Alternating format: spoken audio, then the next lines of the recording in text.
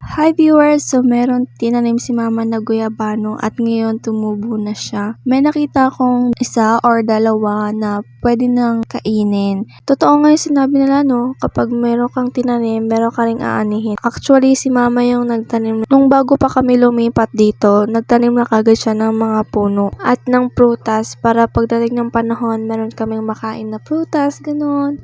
Pagdating ng panahon. Sorry. Tansyahan nyo na guys, pause lang ako ngayon. Charot!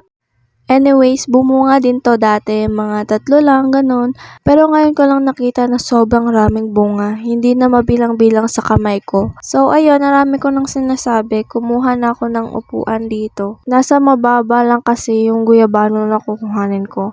Pero kung nasa tuktok naman, syempre gagamitan ko ng panungkit. So, ito na yung guyabanong nakuha ko. Magpapakyut muna ako bago ko kuhanin ang isa pang guyabano. Itong isang guyabano, pagkita ko, pwede na talaga siyang kuhanin. Pero, pag hawak ko sa kanya, hindi siya nagpapakuha. So, hindi natin pipilitin. Hihintayin ko na lang pag ready na siya. Sana all naghihintay. Hoy, walang ganon. So, isang guyabano lang ang masishake ko for today's video. Char! So yun, fresh na fresh ako. Bago ko masimulan yung vlog na to, ay naligo muna ako kasi ang alimuot dito sa amin. Alimuot! Anyways, hindi pa pala ako nakapag-intro. So, hello viewers! Welcome back to my YouTube channel. Don't forget to subscribe to my YouTube channel. Yun lang. So, as you can see earlier, na kumuha ko ng avocado.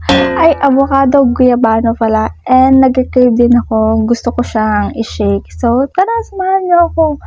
Paano ko siya i-shake? Meron akong 2 guyabano dito. Itong isa yung nakuha natin kanina. Tapos ito, nahulog lang. Meron kasing lumagupak sa bubong namin. Tapos yung pagtingin ko, guyabano na pala. So, isi-shake ko rin to kasi sayang. Kahit alam ko na matigas siya. So, ako lang naman iinom nito at hindi kayo. Charot! So, hihiwain ko na to at tatanggalan ko na ng buto. Hindi na natin yung sasama yung buto kasi mapait siya. So, ayan, quick transition na tayo.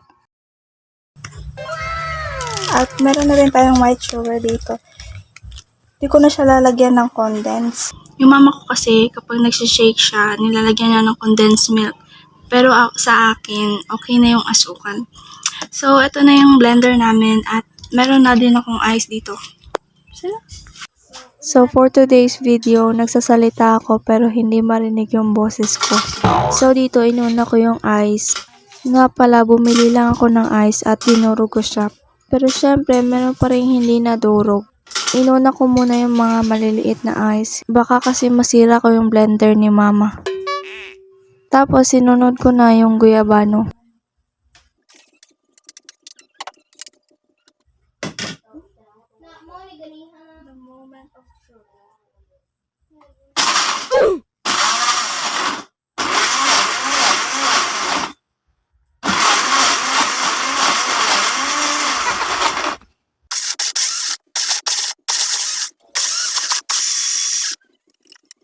Tapos nilagay ko na yung mga malalaki na ice.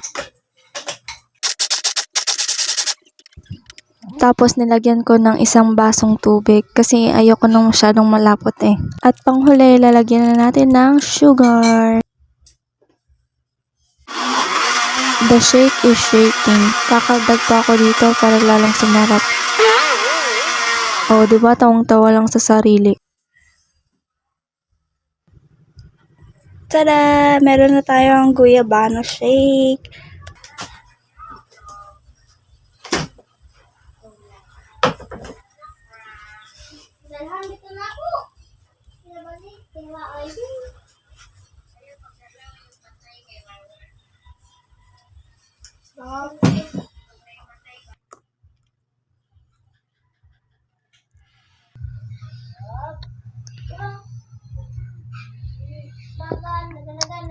Sarap.